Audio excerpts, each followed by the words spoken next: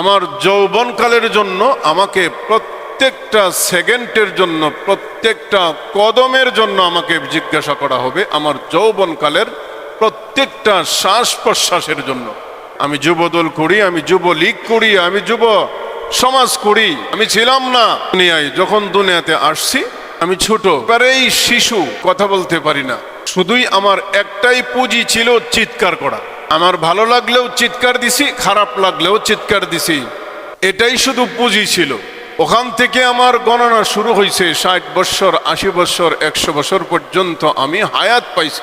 আমার বাল্যকাল, শিশুকাল আল্লাহ তাআলা আমাকে প্রশ্ন করবে না। আমার যৌবনকালের জন্য আমাকে প্রত্যেকটা সেকেন্ডের জন্য, প্রত্যেকটা কদমের জন্য আমাকে জিজ্ঞাসা করা হবে আমার যৌবনকালের প্রত্যেকটা শ্বাস প্রশ্বাসের জন্য।